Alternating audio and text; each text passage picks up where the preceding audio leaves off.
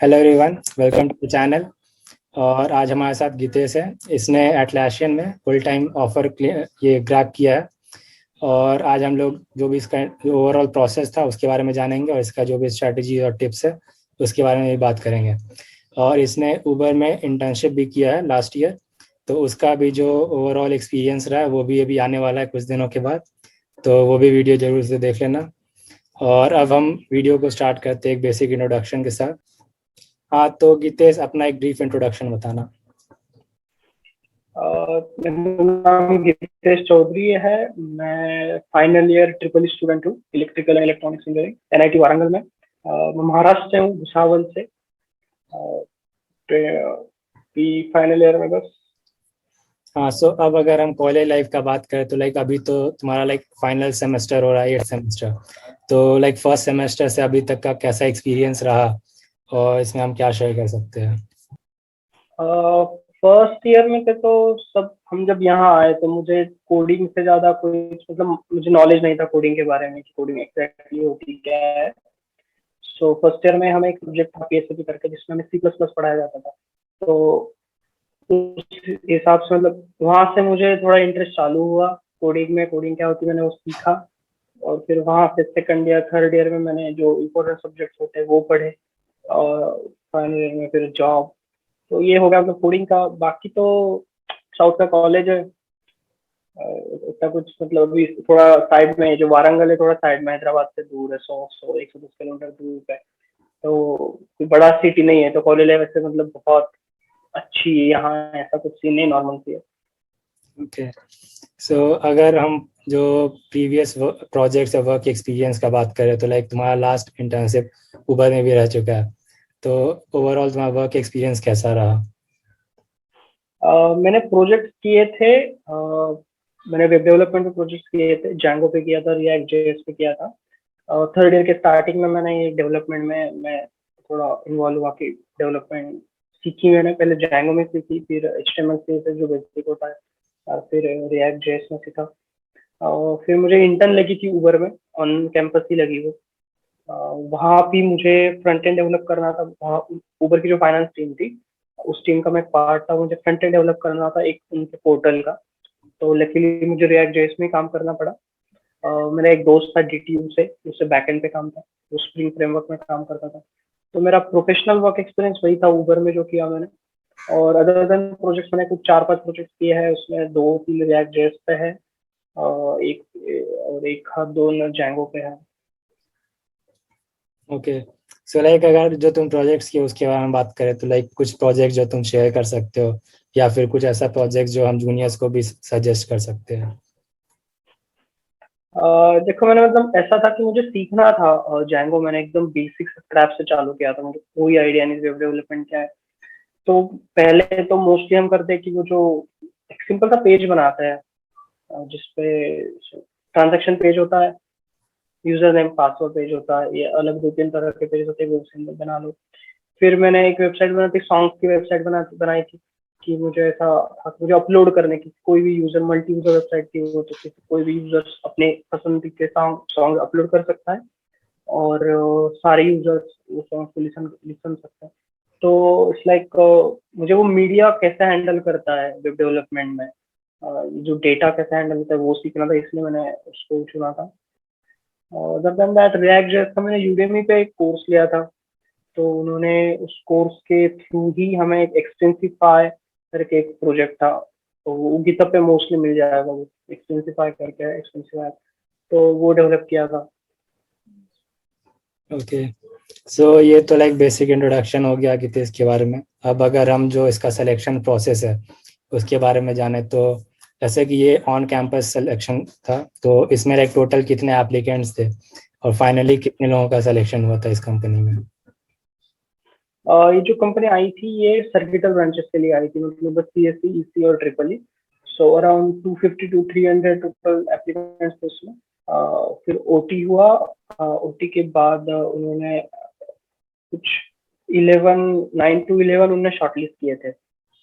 Shortlist के उसके बाद फिर first technical interview, second technical interview, और फिर एचआर इंटरव्यू। उसके बाद फिर 2 स्टूडेंट्स को फाइनल ऑफर दिया था उन्होंने परमानेंट जॉब। ओके, तो लाइक जो लोग को ये कंपनी के बारे में नहीं पता है, तो मतलब मोस्टली ये कंपनी जो है वो हाईएस्ट सीटीसी देती है, like most of the colleges जो इंडिया में है।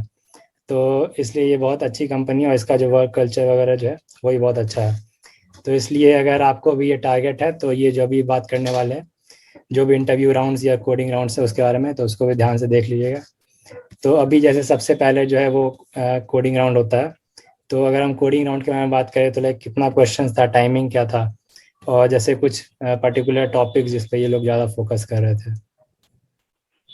Coding question mostly normal question थे, कुछ मतलब एक्सट्रीम टफ नहीं थे, एक मीडियम तरह के कह सकते हो तुम।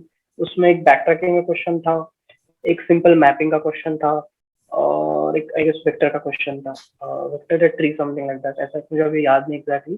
3 क्वेश्चन थे 90 मिनट्स के लिए। सो मेरे कुछ 37 मिनट्स में हो गए थे, 37 टू 40 मिनट्स में मैंने सबमिट कर दिया था, सिंपल से क्वेश्चन थे। और फिर उनके बाद उन्होंने मतलब ऐसा बहुत से दोस्तों ने किया मेरे कम टाइमिंग में। फिर उन्होंने सीजीपी देखा था, और कुछ अदर फैक्टर्स होते हैं कि तुम किस तरह से तुम्हारा कोड लिखते हो, उस हिसाब से उन्होंने शॉर्टलिस्ट किया था 11 लोगों को आई गेस। ओके, तो जैसे अभी सीजीपीए का बात किया, तो लाइक अगर सीजीपीए का हम इम्पोर्टेंस देखें सिलेक्शन प्रोसेस में, तो लाइक कितना इम्पोर्टेंस होता है सीजीपीए का? सीजीपीए काफी इंपॉर्टेंट होता है, मतलब ऐसा नहीं कि अगर तुम सॉफ्टवेयर में जा रहे हो और मैं इलेक्ट्रिकल का स्टूडेंट हूँ तो मुझे मेरा इलेक्ट्रिकल का सीजीपीए मैटर नहीं करेगा, ऐसा नहीं होता है। मोस्टली अगर दो स्टूडेंट इक्वली परफॉर्म करते हैं, तो नेक्स्ट पॉइंट जिस पे वो चेक करेंगे कंपनी की क्यों इन्हें कंपेयर करे, तो वो सीजीपीए आता है कि वो कैसे अपने स्टडीज में। तो सीजीपीए काफी मैटर करता है। मोस्ट ऑफ द स्टूडेंट्स जो थे 11 स्टूडेंट में से, वो 8.5 सीजी वाले थे। तो सीजी बहुत मैटर करता है। ऐसा नहीं कि बस सीजी ही है, पर ऐसा नहीं कि तुम सीजी पे ध्यान नहीं दे रहे हो, बस सॉफ्टवेयर में काम कर रहे हो। बिकॉज इनका जो मिनिमम कट ऑफ वही 7 सीजी पे होता है। 7 के नीचे जो बच्चे, इवन स्टूडेंट है 6.95 सीजी पे, उसे वो अलाउ नहीं करेंगे, वो बैठ नहीं सकता ओटी के लिए। तो सीजी पे का इम्पोर्टेंट होता है, वो मेंटेन रखना अच्छी बात है। ओके, हाँ, तो अब कोडिंग राउंड हो गया, और जो सीजीपीए का इम्पोर्टेंस है वो भी हम लोग देख लिए। तो अब अगर इंटरव्यूज का बात करें, तो टोटल 2 टेक्निकल राउंड था और एक एचआर राउंड था। तो जो ये ओवर प्रोसेस रहा है, इसके बारे में बता देना। तो फर्स्ट राउंड जो था टेक्निकल राउंड, वो एटलीस्ट जो एम्प्लॉय थे, मतलब इंटरव्यूअर थे, like, उन्हें 2 to 3 years का एक्सपीरियंस था। और वो मोस्टली एक डिस्कशन राउंड था, वो ऐसा कुछ स्ट्रिक्टली बस प्रोफेशनली बहुत ज्यादा स्ट्रिक्ट पूछ रहा था, कुछ नहीं था। It's like simple discussion conversation तुम कर सकते हो। मोस्टली वो लाइक 80 to 90 मिनट्स चला मेरा पहला राउंड। उन्होंने स्टार्टिंग में मुझे मतलब मेरा रेज्यूमे पे जो जो लिखा हुआ है उसके बारे में पूछा, तो फिर वो प्रोजेक्ट हो, फिर वर्क इंटर्नशिप हो। उसके बाद जो मैंने सब्जेक्ट लिखे थे, जैसे oops, DBMS, data structure, computer network, system design, algorithms and all, तो उसके बारे में मुझे दो दो तीन तीन सवाल पूछे उन्होंने। कुछ सवाल लैंग्वेजेस के बारे में पूछे, तुम्हें क्या आता है क्या नहीं आता है, कौन सी लैंग्वेजेस पसंद है। और फिर अगर तुम्हें कुछ नहीं आता है सपोज, तो सीधा उन्होंने बोला था कि मना कर दो, कुछ कोई सवाल आपको नहीं आता है तो मना कर दो। उसके बाद ये टेक्निकल इंटरव्यू मतलब और ये क्वेश्चंस होने के बाद उन्होंने फिर मुझे डेटा स्ट्रक्चर का क्वेश्चन दिया कोड करने के लिए। सो एक नॉर्मल उनका एक प्लेटफॉर्म था, उन्होंने वो शेयर किया, तो मैं यहाँ से कोड करता हूँ। ड्यूअल प्लेटफॉर्म होता है, वो भी देख सकते हैं, मैं भी देख सकता हूँ। तो वो क्वेश्चन दिया उन्होंने पहले, फिर मैंने जो सूझा मुझे, लाइक वो बाइनरी था, उस पर डिपेंड था, पिवट फाइंड करना था। तो फिर मैंने धीरे धीरे उसको बिल्डअप किया उस सॉल्यूशन को। फिर लिखने के बाद कॉर्नर केसेस देखे, फिर प्रोग्राम रन करवाना होता है, वो तुम्हें सिंपल टेस्ट केसेस देंगे, वो अगर रन हो जाता है तो फाइन। फिर वो तुम्हारा फीडबैक लिखते हैं, फाइनल पूछते हैं कि अगर तुम्हें कुछ हमें पूछना है तो पूछ सकते हो। सो ये फर्स्ट राउंड था। आधे घंटे मुझे पता चला कि मेरा तुरंत सेकंड राउंड है। तो सेकंड राउंड में ही was an like senior employee था वो काफी। तो वो पूरा जो 1 सवा घंटा मेरा इंटरव्यू चला, था पूरा प्रोजेक्ट बेस्ड था। तो ऊबर में जो मैंने प्रोजेक्ट किया है उसके बारे में उसने मुझे सारी चीजें पूछी डिटेल में, कि मुझे कितना जानकारी है उस प्रोजेक्ट के बारे में। फिर उसने थोड़े पर्सनल सवाल पूछे, पर्सनल मतलब इस तरह के कि अगर तुम्हें एपीआई डिजाइन करना है, कोई एपीआई डिजाइन करना है, तुम्हें कोई वेबसाइट डिजाइन करनी है तो क्या क्या डिसीजन तुम लोगे, कौन डिसीजन को ट्राई करेगा, क्यों लोगे। तो इस तरह सवाल पूछे। फाइनली उन्होंने मुझे एक 6 लिखने को बोल रहे थे उसमें वो प्रायोरिटी क्यू, वेक्टर, मैपिंग, ऐसे 3-4 चीजें यूज करके फिर वो कोड करना पड़ा। उसे भी 30 to 45 मिनट्स लगे और टोटल इंटरव्यू 90 मिनट्स का था वो भी। और फिर वो मतलब ऐसा होता है कि तुम कोड लिखते जाते हो और फिर तुम कंटिन्यूसली पूछते रहना चाहिए उनको कि तुम मतलब आप कंटिन्यूसली क्वेश्चन पूछते रहो कि ये करना है, कि जितने कॉर्नर केसेस तुम्हारे दिमाग में आ रहे हैं वो सब उसे पूछते रहो, तो तुम्हें एक्सप्लेन करते रहेंगे, उस तरह से तुम तुम्हारा कोड चेंज करते रहो। फाइनल में कोड दिखाया, फिर उन्हें ऐसे 2-3 टेस्ट रन करवाई, फिर रन हो गई वो, और फिर इस तरह सेकंड राउंड हुआ। और एचआर राउंड जो था वो वहाँ के जो बैंगलोर साइड हेड है उन्होंने लिया था। एचआर वाज बहुत फ्री होता है एचआर राउंड, मतलब इट्स लाइक वो तुम्हें जानना चाहते हैं तुम किस तरह से हो, मतलब what's your attitude towards the company. तो बहुत लंबा डिस्कशन चला हमारा, काफी 1.5 घंटे का वो भी हो गया था। और मतलब वो बस पूछते पर्सनल लाइफ के बारे में पूछते, तुमने आज तक कुछ डिफिकल्टीज फेस की है क्या, कभी कोई ग्रुप में काम किया है क्या, कभी कोई क्लब में काम किया है क्या, और कोई डिसीजन लिए तुमने कि जिसमें तुम्हें डिसीजन लेना पड़े बाकी लोगों ने फॉलो किया है, कभी ऐसा हुआ कि किसी और ने डिसीजन लिया और तुमने किस तरह से फॉलो किया है। तो वो एज अ टीम तुम कैसा काम कर सकते हो वो जानना चाहते हैं। फिर वही नॉर्मल सवाल होता है कि तुम्हें क्या पसंद है, क्या अच्छा लगता है, फ्री टाइम में क्या करते हो, और ये कंपनी क्यों ज्वाइन करना चाहते हो। इस तरह से सवाल था। और 2-3 सवाल में हमारा बहुत ज्यादा डिस्कशन चल, बहुत खींच लिए थे हम दोनों ने वो सवाल थोड़े ज्यादा। तो फिर वो हुआ फाइनली। बस फिर शायद 4 लोगों का एचआर हुआ, तो 4 लोग एचआर में पहुंचे थे 11 में से। तो उसमें से 2 सिलेक्टेड, 4 या 5 पहुंचे, मेरे एग्जैक्ट फिगर में था, पर उसमें से 2 सिलेक्ट हुए। दूसरा जो वही वो भी मेरा दोस्त ही है, वो ट्रिपल ई से ही है, इलेक्ट्रिकल इंजीनियरिंग से ही, मेरी क्लास से। ओके। सो अब अगर हम जो अभी जैसे जो भी सिलेक्शन प्रोसेस है वो वर्चुअली हो रहा है, तो अगर वर्चुअल इंटरव्यूज का या जो भी वर्चुअल प्रोसेस है इसका अगर प्रोज या कॉन्स देखे तो लाइक तुमको क्या क्या लगा? मुझे तो मतलब प्रोज तो तभी होते हैं जब तुम फेस टू फेस बात करते हो, मतलब तुम इंटरव्यू के इमोशंस को पढ़ सकते हो, उसका फेस को पढ़ सकते हो, तो वो क्या एक्सपेक्ट कर रहा है, तुम सही जा रहे हो नहीं जा रहे हो। ऑब्वियस मतलब जब फेस टू फेस टॉक करते हो सामने सामने तो वो हमेशा बेटर रहता है। पर अभी इसमें है कि तुम इजीली कंफर्टेबली बैठ के इंटरव्यू दे सकते हो ऑनलाइन में। फिर मैं मतलब मेरा तो मोस्टली यही है कि फेस टू फेस ही होना चाहिए, प्रॉपर मीटिंग में ही इंटरव्यू होना चाहिए। ओके। और अगर वीडियो यहाँ तक देख लियो तो सब्सक्राइब भी कर देना चैनल को, लाइक भी प्रेस कर देना अगर कुछ काम का लगा हो तो। और अब आते हैं मेन पॉइंट पे जो कि है स्ट्रैटेजीज और जो भी प्रिपरेशन टिप्स है जिससे इसने ये कंपनी को क्रैक किया या इस टाइप की कंपनीज को हम भी क्रैक कर सकते हैं। तो लाइक तुम्हारा जो स्ट्रैटेजीज था या प्रिपरेशन टिप्स था, वो कुछ शेयर कर सकते हो? जैसे मैंने कहा कि मैं सेकंड ईयर से पढ़ना चालू कर दिया था, तो मैं ऐसा कुछ नहीं था कि 2 महीने पढ़ा और कंपनी में जॉब लगा। मैं सेकंड ईयर से पढ़ रहा था, तो मैंने पहले C++ अच्छा किया, फिर मैंने डेटा स्ट्रक्चर पढ़ा अच्छे से। फिर हमने थोड़ा कंप्यूटर प्रोग्रामिंग भी कवर करना होता है, बट टफ हो जाता है क्योंकि तुम्हें ट्रिपल ई का भी सिलेबस देखना होता है, एट द सेम टाइम तुम्हें सॉफ्टवेयर के भी सब्जेक्ट्स को पढ़ना होता है, लेकिन मोस्ट ऑफ द टाइम तुम स्टडी में देना होता है। तो उसके बाद सेकंड ईयर के बाद मैंने फिर से एक इंटर्न के लिए मैंने 2-2.5 महीना पढ़ाई की थी फिर से। उसमें पूरा डेटा स्ट्रक्चर अच्छे से कम से 500 to 600 क्वेश्चन सॉल्व किए थे। ऊप्स और डीबीए में 2 सब्जेक्ट्स मैंने पढ़े थे। मेरा पास प्रोजेक्ट नहीं था तब इंटर्न के टाइम, लिटरली एक भी प्रोजेक्ट नहीं था क्योंकि टाइम नहीं मिलता था प्रोजेक्ट करने के लिए। सो इंटर्न लगी, इंटर्न ऊबर में लगी। उसके बाद फिर वो सेमेस्टर तो हमने कुछ नहीं किया, मतलब सारे दोस्तों ने जिनको इंटर्न माइक्रोसॉफ्ट या गोल्डमन सैक्स भी शामिल है उन्होंने कुछ नहीं किया। अगले सेम से हमने 3-2 से थर्ड या सेकंड सेमेस्टर से मैंने वेब डेवलपमेंट में ट्राई किया, तो फिर Django, HTML, React JS ये चीजें मैंने पढ़ी। तो इस तरह से हमारा रिज्यूमे बिल्डअप हो जाता है। ऐसा नहीं कि तुम तय करते हो आज कि हाँ अभी हमें ये कंपनी लेनी है तो फिर आज बैठे हो 2 महीने में निकल गया, इस तरह से नहीं होता। तो एक प्रोसेस होती है, वो एक हाथ साल लग जाता है अच्छी कंपनी के लिए। और फिर उबर में इंटर्न की। इंटर्न के बाद मुझे कुछ 1.5 मंथ मिला बिफोर हमारे कैंपस में कंपनीज आना चालू हुई, कुछ 13 अगस्त के आसपास कंपनीज चालू हो गई।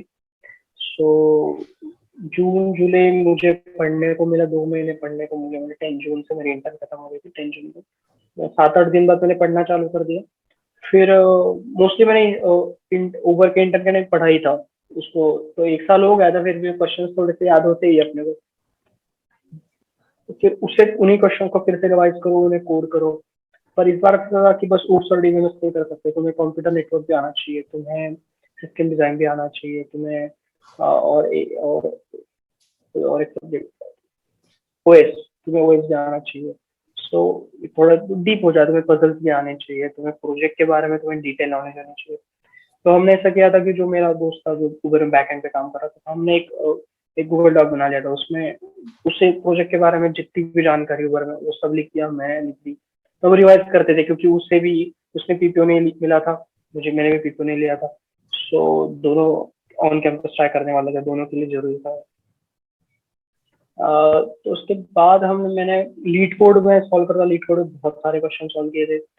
एक लिमिट के बाद ऐसा हो जाता है कि मोस्टली सारे क्वेश्चन ऐसे लगते हैं कि हाँ ये तो किया है। तो दिन के 100-150 क्वेश्चन तो मैं ऐसे ही आगे बढ़ जाते, तो मतलब 50-60 क्वेश्चन में हार्डली तुम्हें 7 या 8 क्वेश्चन लगाने होते हैं जो नए लग रहे हैं, बाकी तो मोस्टली तुम करके आते हो। और फिर मैं YouTube other different different YouTube channel है अच्छे अच्छे, तो उसमें से मैं ओएस और सीएन वगैरह पढ़ा, क्योंकि मैं ट्रिपल यू तो हमारे सिलेबस में तो सब्जेक्ट्स होते नहीं है, तो वहां से मैंने वो पढ़े, नोट्स वगैरह निकालते हो आप। इंटरव्यू के पहले मतलब अगर कल कंपनी है तो उसके पहले top 100 question on CN, top 100 question of oops and DBMS, इस तरह से तुम पढ़ सकते हो, क्योंकि मोस्टली उसी में से क्वेश्चन, मतलब वो जो एक स्टैंडर्ड क्वेश्चन होता है पूरा कवर कर लेते तुम्हारा वो सब्जेक्ट। और मेरा दोस्त था उसके साथ में पढ़ता था, तो इसलिए मतलब वो भी उसके घर पे हम पढ़ते थे, तो हमने प्रॉपर डॉक्यूमेंट किया था कि हमने क्या क्या पढ़ा है, क्या क्या बचा है। तो एक एक रख रहे थे हम, उसका स्टैक रख रहे थे कि हमने ये बचा है, ये रखा है। फिर जो कंपनी आती है तो कल अगर ये कंपनी है तो उसके बारे में पढ़ लो, उसका मतलब कैसी है, क्या काम कर रही है, कहाँ से है, किस तरह के सवाल पूछती है, कोई उनके पास इंटरव्यू एक्सपीरियंस है वो पढ़ लो। तो इस तरह से ओवरऑल अगर आप प्रिपेयर करके जाते हो तो मोस्टली मतलब मेरा ऐसा था कि मुझे एक 5th या 6th कंपनी थी कैंपस में, और इसमें हो गया।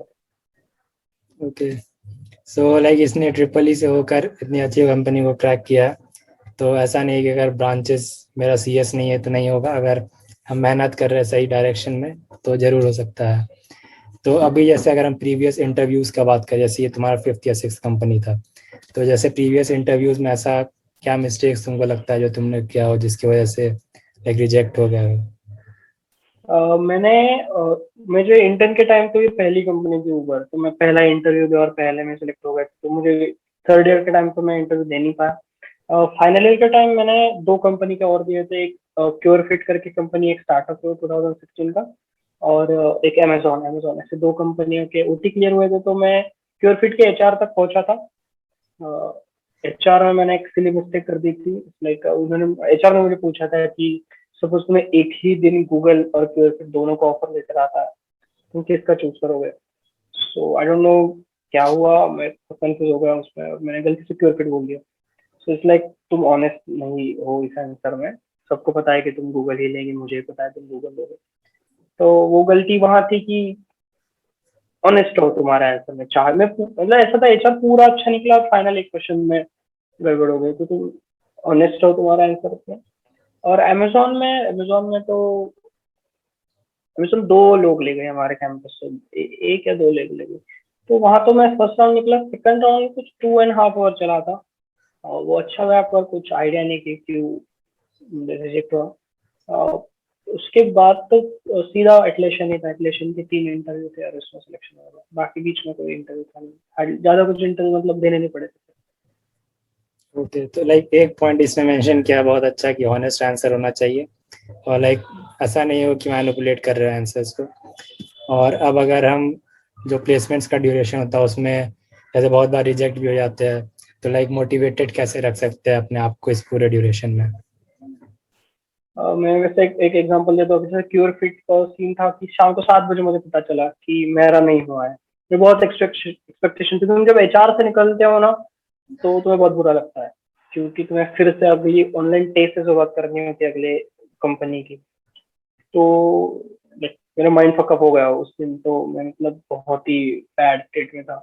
शाम को कुछ ओरेकल का ओटी था, मैंने पूरा फकअप कर दिया उस ओरेकल के ओटी में। कुछ मतलब पूरा हैंग हो गया दिमाग, कुछ चल ही नहीं रहा था। तो फिर मैंने उस दिन ऐसा तय किया कि अभी ऐसा मान के चलते हैं कि जॉब नहीं लगेगी, बस जो कंपनियां आ रही है उन्हें हमें देना है। कोई किसी कंपनी से एक्सपेक्टेशन मत रखो, जो आ रही है उसे देना है, कहीं ना कहीं तो लग जाएगी। मोर देन 150 कंपनीज अगर आ रही है तो एटलीस्ट एक में तो लगी सकती है। तो फिर अमेजोन में सेकंड बार में रिजेक्ट हुआ, तो कुछ ऐसा लगा नहीं ज्यादा कि ठीक है चलो अभी नेक्स्ट कंपनी देखते हैं। तो इट्स लाइक मैंने ये कहना चाहूंगा कि अगर तुम बहुत होप लगा रहे हो किसी एक पर्टिकुलर कंपनी से और इनकेस उसमें नहीं होता है तो ज्यादा बुरा लगता है। तो उससे अच्छा कि तुम ऐसा न्यूट्रल पे रहो, ज्यादा एक्साइट मत हो, ज्यादा डिप्रेशन में मत चले जाओ। हम एक ही काम कर सकते हैं, वो है पढ़ना। तो अगर वो करते रहे तो डेफिनेटली किसी न कंपनी में हो ही जाता है। तो यही था एटलेशन में। मैंने इंटरव्यू देने के बाद भी मैं दोस्त के रूम पे मतलब दोस्त के घर चला गया था कि ठीक है अभी देखते कल देखते। तो फिर रात को कॉल आया तो वहाँ सिलेक्शन हो गया। हाँ, तो अब जैसे जो भी कोडिंग राउंड या जो भी इंटरव्यूज होता है उसमें कोडिंग लैंग्वेज सेलेक्ट करना होता है, या लाइक किसी एक लैंग्वेज को ही हम यूज कर सकते हैं। और बहुत सारे लैंग्वेजेस अवेलेबल है, जैसे C++ है, जावा है, पाइथन है, और भी बहुत सारा है। तो लाइक तुमने कौन सा लैंग्वेज सेलेक्ट किया था, और जो लैंग्वेज सिलेक्शन है इसका क्या रोल होता है? जैसे मैंने C++ चूज की थी। मैंने सारे इंटरव्यू और ओटी C++ में दिया क्योंकि मैं फर्स्ट ईयर से C++ ही करते आ रहा हूँ। सो मेरा एक स्ट्रॉन्ग हैंड है उसमें, मैं कभी भी C++ में कोड कर सकता हूँ। मुझे उसका ज्यादा experience as compared to Java, Python and JavaScript. तो ये तीन लैंग्वेज मैंने कोड किए हैं, पर इतना फ्लुएंसी थी नहीं क्योंकि इतनी कभी जरूरत पड़ी नहीं। सो लैंग्वेज ज्यादा मैटर नहीं करती है। तुम चाहे कोई भी लैंग्वेज लो, एक या दो, कोई भी लैंग्वेज, क्योंकि तुम्हें एक ही आती है तो भी चलेगा। उबर के टाइम तो मुझे बस एक आती थी, मुझे बस C++ पता था। तो क्योंकि लैंग्वेज चेंज होती है तो सिंटेक्स ही चेंज होता है, तुम्हारे जो कंसेप्ट होते हैं वो हमेशा वैसे ही रहेंगे। तो कंपनी ज्यादा मतलब प्रेफरेंस देती नहीं कि तुम्हें ये लैंग्वेज आती है या वो लैंग्वेज आती है। लैंग्वेज सीखने में हार्डली 4-5 दिन, 6-7 दिन लगते हैं मैक्स टू मैक्स, तो तुम्हें सिंटेक्स ही देखना होता है। सो जो तुम्हें कंफर्टेबल लग रही हो लैंग्वेज, जिसमें तुम्हें अच्छा कॉन्फिडेंस है, वही लो। और अगर एक लैंग्वेज अच्छे से आती तो उसे अच्छे से प्रिपेयर करो। लाइक उसके बारे में तुम्हें डीप नॉलेज होना चाहिए। ऐसा नहीं कि तुम्हें 5 लैंग्वेज आ रही है और सब में तुम कंफ्यूज हो, तो वो नहीं चाहिए होता है कंपनी को। ओके। और अगर हम पीयर कोडिंग या ग्रुप स्टडीज का बात करें, तो लाइक तुमने क्या इसको यूज किया था और इसका क्या बेनिफिट्स होता है? हाँ मतलब मैंने दोनों टाइम जो पढ़ते थे, दोनों टाइम मैं घर पे था। तो मैं जो इंटर्न के टाइम पढ़ रहा था, मेरे एक दोस्त के साथ पढ़ रहा था मैं। तो रोज सुबह उठ के मतलब बात कर लेते थे कि आज क्या पढ़ना है, कितने सवाल लगाने, कौन सा टॉपिक करना है। रात में पूछते थे कितना हुआ क्या नहीं हुआ। तो इट्स अ हेल्दी कंपटीशन। अगर वो उस दिन 15 सवाल लगा देता है और मेरे 8 ही हुए हैं, तो मैं अगले दिन एक्स्ट्रा लगाऊंगा, हम फिर से एक लेवल में आ जाएंगे। तो हमेशा खुद को पुश करने के लिए कोई होना चाहिए। अगर तुम एक 15-20 दिन तक तुम स्लो हो जाते हो, तो कुछ नया तुम्हें मोटिवेट करने के लिए कोई दोस्त होना चाहिए। तो जो दोस्त है उसका भी माइक्रोसॉफ्ट में है, उससे भी पीपीओ काम मिल गया। तो इट्स लाइक दोनों की हेल्प हो जाती है। अगर तुम कुछ सवाल में नहीं आ रहा है और तुम्हें वहां का लॉजिक समझ में नहीं आ रहा जो आंसर में दिया, तुम उससे हेल्प मतलब ले सकते हो। और कोडिंग में तो बहुत हेल्प हो जाती है दोस्तों की। बहुत बार अपने को सिंपल सिंपल बग समझ में नहीं आता है, पर दोस्त समझा देते हैं। तो अकेले करने से अच्छा कि दोस्तों के साथ करो, उनके कांटेक्ट में रहो। और फाइनल ईयर के टाइम भी वैसा ही किया था। ओके। और जैसा कि इसने पहले भी बताया कि इसका एक फ्रेंड जो है वो भी इसी के बैच का है, और दोनों का साथ में ही सेम कंपनी में भी हुआ है। तो लाइक पीयर कोडिंग का ऐसे भी बहुत सारा बेनिफिट्स हो सकता है। और अब अगर क्लब्स और चैप्टर्स का बात करें, तो लाइक क्या तुम किसी क्लब चैप्टर में थे, या फिर इसका कोई प्रोज या कॉन्स जो शेयर कर सकते हो? मैं मोस्टली क्लब में कभी था नहीं, मतलब कोई चैप्टर में, एसोसिएशन या क्लब में मैं इंटरेस्टेड ही नहीं था, इसलिए नहीं गया। काफी अच्छे होते हैं क्लब्स, अच्छे होते हैं। मतलब तो ओवरऑल तुम्हारे प्रोग्रेस के लिए हेल्प होते हैं। सीनियर्स के साथ तुम्हारा कांटेक्ट आ जाता है। पर मैं मोस्टली रूम पे रहना प्रेफर करता हूँ और अपना जो काम है वो करना प्रेफर करता हूँ, तो इसलिए मैं क्लब्स और एसोसिएशन में कभी गया नहीं हूँ। ओके। और अब हम कॉलेज लाइफ का बात करें, तो लाइक कॉलेज में लाइक टाइम पास के लिए तो ठीक है, बहुत सारा चीज़ हो सकता है। लेकिन अब अगर प्रोडक्टिविटी को इम्प्रूव करने का बात करें, तो लाइक क्या क्या चीज़ हम कर सकते हैं जिससे कि जो कॉलेज लाइफ हो वो थोड़ा प्रोडक्टिव रहे। मुझे लगता है कि जो भी करना है तुम्हें at the end of the 4 years in BTech, तो तुम मैक्सिमम सेकंड ईयर तक तय कर लो कि भाई मुझे सॉफ्टवेयर में जाना है, मुझे कोर में जाना है, मुझे दोनों नहीं करना, मुझे जॉब नहीं करना है, मुझे पर्टिकुलर ये चीज करनी है, और उसके अकॉर्डिंग तुम पढ़ाई चालू कर दो। फाइनल ईयर में आके मत सोचो कि यार दोस्तों जॉब लग गई तो मैं भी अभी सॉफ्टवेयर में चला जाता हूँ, फिर मुझे भी अच्छी जॉब मिल जाएगी। तो तुम्हें तुम्हारा इंटरेस्ट पहले ढूंढना बहुत इंपॉर्टेंट है कि तुम्हें सच में तुम कहाँ किस में इंटरेस्टेड हो। सॉफ्टवेयर जॉब का ऐसा सबको बस वो हाई पैकेज दिखता है, पर तुम्हें 10-12 घंटे तुम्हें लैपटॉप के सामने बैठना है काम करते हुए, ना कि मूवी देखते हुए। तो तुम्हें अगर इंटरेस्ट नहीं है तो तुम नहीं बैठ पाओगे, तुम्हें प्रॉपर इंटरेस्ट होना चाहिए उस कोडिंग में। तो ये डिसीजन मैंने 2-1 में ही लिए, सेकंड फर्स्ट सेम में ही मैंने सीनियर से वगैरह बात की। मैंने एज मैं ट्रिपल ही हूँ तो मैंने ये भी ट्राई किया था कि एक हफ्ता मैंने आधा टाइम में ट्रिपल ही पढ़ता था, आधे टाइम कोडिंग करता था। तो एक हफ्ते बाद रियलाइज हुआ कि ट्रिपल में मेरा दिमाग नहीं चल रहा और इंटरेस्ट भी नहीं आ रहा, मुझे कोडिंग में मेरा अच्छी स्कोप मिल रहा है, मुझे कोडिंग में अच्छा बेनिफिट हो रहा है। फिर मैंने वो कोडिंग चालू कर दी, और बाकी का फन भी चलता रहता है, उसमें कुछ नहीं। पर ऐसा है कि मतलब बहुत से मेरे दोस्त उन्होंने फाइनल ईयर में रियलाइज होता है कि यार ये करना है अभी, और फिर वो जीरो से चालू करते हैं। तो फिर उनकी बहुत लॉन्ग जर्नी हो जाती है, फिर वो थोड़े स्टार्टअप में ज्वाइन हो जाते हैं यार, और उनकी जो उन्हें चाहिए उस तरह की कंपनी में नहीं होता है वो, या फिर उन्हें एक साल ड्रॉप लेना पड़ता है। तो उससे अच्छा है कि तुम तुम्हारे बीटेक के स्टार्टिंग में ही डिसीजन ले लो कि ये करना है, और उसके अकॉर्डिंग की प्लानिंग करके तुम तुम्हारी पढ़ाई चालू कर दो। ओके। और ऐसा है कि कंफ्यूज नहीं रहना है कि लाइक कोर करे या फिर सीएस में जाए, तो वो पहले से ही हाँ, डिसाइड। दोनों तो मत करो ऐसा। मेरे कुछ दोस्त है दोनों करने सोचते हैं कि भाई कोर भी करेंगे, एनालिसिस भी करेंगे, मैनेजमेंट में भी जाएंगे और कोडिंग भी करेंगे, तो ये पॉसिबल नहीं होता है, मतलब कोई भी ढंग से नहीं कर पाते फिर तुम। ओके। और अब अगर रेज्यूमे का बात करें तो लाइक उसमें प्रोजेक्ट्स भी हो सकते हैं, प्रोजेक्ट्स वर्क एक्सपीरियंस भी बहुत इंपॉर्टेंट होता है। तो लाइक रेज्यूमे को हम लोग कैसे इम्प्रूव कर सकते हैं और उसका लाइक इम्पोर्टेंस कितना होता है। और मैं मतलब कह सकता हूँ तुम्हें कि रिज्यूमे मेरा बस हाफ पेज का था जब मैं इंटर्न के लिए अप्लाई कर रहा था। लिटरली याद, मेरा मेरे दोस्त में सबसे छोटा रिज्यूमे था। मेरे इस पे बस सब्जेक्ट के नाम थे, कोई प्रोजेक्ट नहीं था, और सीजीपीए था, बस बाकी कुछ था नहीं मेरे इससे ज्यादा। तो पर मैंने जो वहां देखा, ऊबर में देखा कि वो थर्ड ईयर से ज्यादा एक्सपेक्ट नहीं करते हैं, क्योंकि फर्स्ट ईयर तो कॉमन सब्जेक्ट होते हैं, सेकंड ईयर में ही तुम स्पेशलाइज सब्जेक्ट पढ़ते हो, और एक साल में तुम कितना ही सीख लोगे। सो देखते हैं कि रिज्यूमे से बेटर तुम कितना बोल पा रहे हो, तुम्हें कितना एक्चुअल में आता है, ना कि तुम रिज्यूमे में कितना लिख के ला रहे हो। तो कुछ कुछ दोस्तों के तो 2-2 पन्ने के भी रिज्यूमे होते थे, बहुत सारे प्रोजेक्ट। पर वहां जाके वो हर प्रोजेक्ट के बारे में तो नहीं पूछेंगे तुम्हें। तो उन्होंने मुझे पूछा था कि तुम्हारे पास प्रोजेक्ट क्यों नहीं है, तो मैंने बोला सर टफ हो जाता है, तुम्हें 9+ चीजें भी मेंटेन रखना है, तुम्हें कोर भी पढ़ना है, सॉफ्टवेयर के सब्जेक्ट भी करना है, इसमें प्रोजेक्ट के लिए टाइम नहीं मिलता है। पर ये इंटर्न के लिए सही है, तुम्हें फाइनल ईयर के टाइम प्रोजेक्ट चाहिए ही चाहिए, 2 या 3 प्रोजेक्ट तो होने ही चाहिए। मे भी एक डीप प्रोजेक्ट हो, एक तुम्हारा नॉर्मल सा प्रोजेक्ट हो छोटा कोड वाला। पर रिज्यूमे मतलब ऐसा नहीं कि रिज्यूमे ही सब कुछ है। तुम्हारा रिज्यूमे में चाहे कम चीजें हो, पर तुम जो चीजें है उसमें तुम बहुत बेस्ट हो, उसमें तुम परफेक्ट हो। चाहे तुम्हें एक चीज आती हो पर तुम्हें वो अच्छे से आती हो, तो वो देखते मैटर ज्यादा करता है। ओके। और अब जैसे ये जो तुम्हारा सिलेक्शन हुआ है तो ये लाइक किस समय हुआ था, और लाइक तब से अभी तक क्या कर रहे हो, लाइक बस लाइक चिलिंग हो रहा है, टाइम पास हो रहा है, या फिर कुछ और भी प्रोडक्टिव। मेरा देखो 24 अगस्त को मेरा सिलेक्शन हुआ था। उसके बाद से तो बस ऑनलाइन क्लासेस और एग्जाम्स वही चल रहा है, मैंने कुछ ज्यादा मतलब एक्स्ट्रा कुछ स्टडी नहीं किया।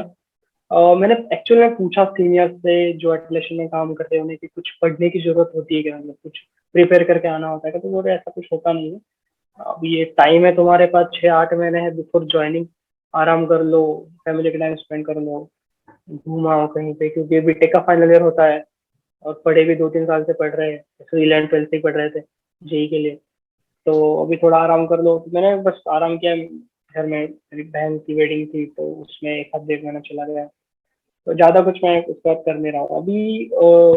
जुलाई में मेरी ज्वाइनिंग है, सोच रहा हूँ कि जून में सब चीजें एक बार रिवाइज कर लूँ ताकि वहाँ मतलब हो जाता है रिवाइज, 1 महीना तो मोर देन सफिशिएंट है सारे सब्जेक्ट्स और कोडिंग रिवाइज करने के लिए। ओके, तो लाइक मोस्टली ये जितना भी टॉपिक्स था वो सब डिस्कशन हो गया। और अब अगर कुछ फाइनल टिप्स के बारे में बात करें जो हम जूनियर्स को देना चाहते हैं, तो उसमें क्या शेयर कर सकते हैं? जूनियर्स के लिए तो कहूँगा कि यार पढ़ाई करो, कायदे से पढ़ाई करो। कॉलेज लाइफ सही है कि एंजॉय करनी चाहिए, पर पढ़ाई भी उतनी ही इम्पोर्टेंट है। दोनों को बैलेंस रखो हमेशा। और तुम्हारा जो लाइफ में मतलब जो भी करियर तुम्हें चूज करना है उसका डिसीजन स्टार्टिंग में ले लो, तुम्हारे beginning of your BTech journey. अगर तुम बीटेक करेगा कोई भी फील्ड में जा रहे हो तो, और उसी को फॉलो करो। चेंज मत करते हो यहाँ से वहां से आप, फिर ये करना, फिर उसका 4 महीने बाद भाई वो करना, ऐसे मत करते रहो। और बस जल्दी जॉब चाहिए इसी के लिए अगर तुम्हें इंटरेस्ट ना हो फिर भी सॉफ्टवेयर में जा रहे हो तो ये मत करना। और पढ़ाई करो यार, मैं तो वही कहूंगा कि पढ़ो। जो जो मेरे दोस्त पढ़े हैं उनको सबको अच्छी जॉब लग गई है, तो वही एक मोटो है। ओके, तो लाइक मोस्टली अब ये वीडियो खत्म हो गया, और सब्सक्राइब कर लेना जरूर चैनल को, और लाइक भी कर देना अगर अच्छा लगा हो या कुछ यूजफुल लगा हो तो। और अब नेक्स्ट वीडियो में मिलते हैं, और तब तक के लिए बाय बाय।